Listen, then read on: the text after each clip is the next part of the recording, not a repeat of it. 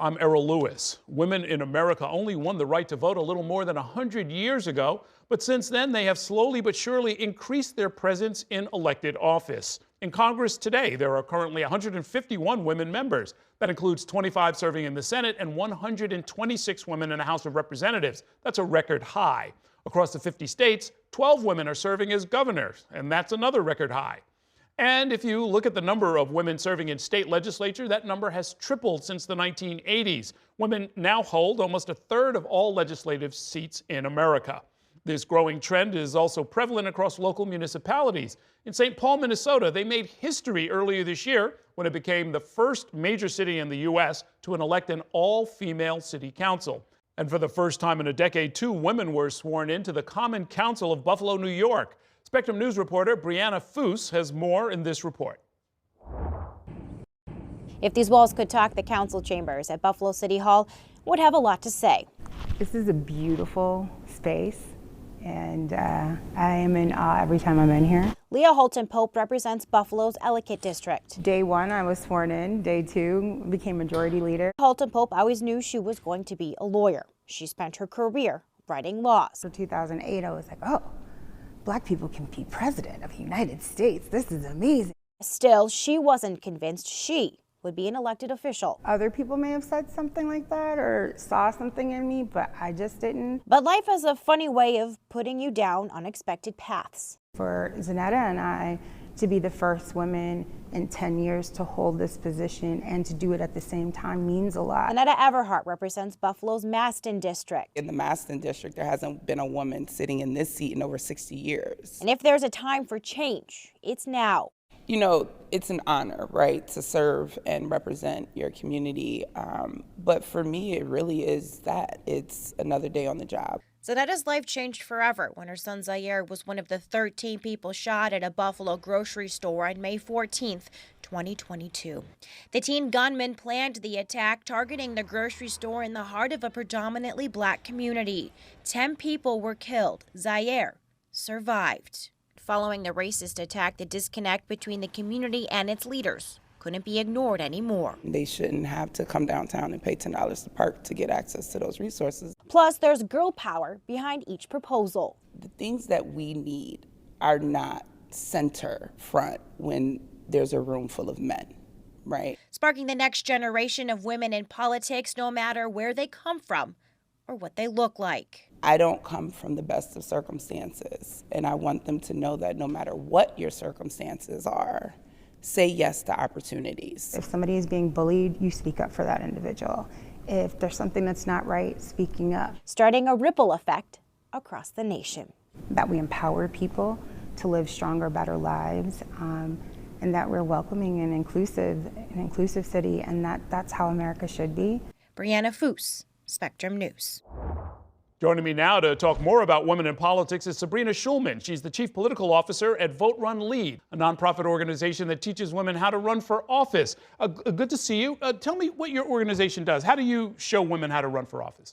Absolutely. So Vote Run Lead trains women to run for office and win is the important part. So our curriculum is called Run As You Are because we're clear that when women walk in the door, they're already the leaders that their community needs. What we do is give them the confidence to put their name on the ballot, the nuts and bolts tools to build a winning campaign in their particular district, and the community to be successful that will support them as they move through a pretty challenging journey. I ran some of the numbers of how successful some of your candidates and other women candidates have been. What's the outcome? How is governance different? How is democracy different with greater involvement by women? It's dramatically different because state legislatures, where we're focused right now, is where some of the most critical policies of our time are being decided about bodily autonomy, about healthcare access, about who gets to vote. And when those policies are debated and decided with all the perspectives in the room, women who understand what abortion access means for them personally and their families, better decisions are made.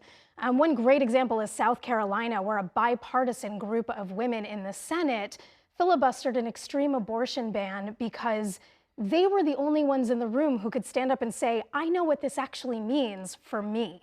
Your organization actually helped make history by electing 2 of the women to that St. Paul, Minnesota council that we talked about, that must have been a real rush. What was that like?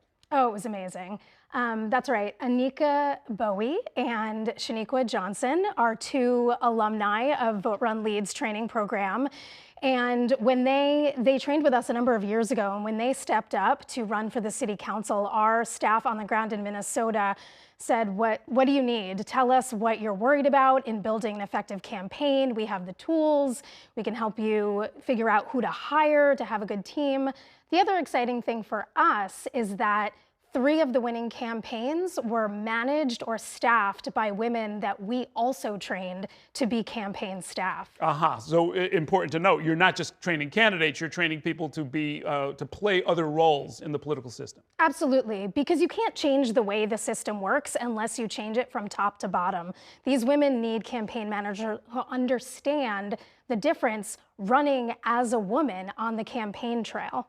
What are the biggest obstacles that women face? I've seen some studies suggesting that there's a whole pipeline problem that going all the way back to even to college or even earlier, they're sort of discouraged in subtle ways from the main pathways into political leadership. But what are the obstacles that you work on?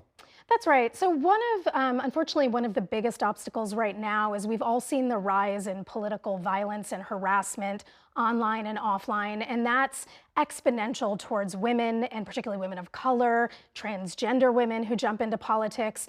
And so we work really hard to give them the tools and the techniques to both push back and combat the violence and harassment, but also find ways to step outside of it and take care of themselves.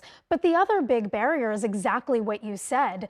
What we looked at last year is who's running for what seats. Why are we only at 1/3 of women legislators in this country when we are 51% of the population?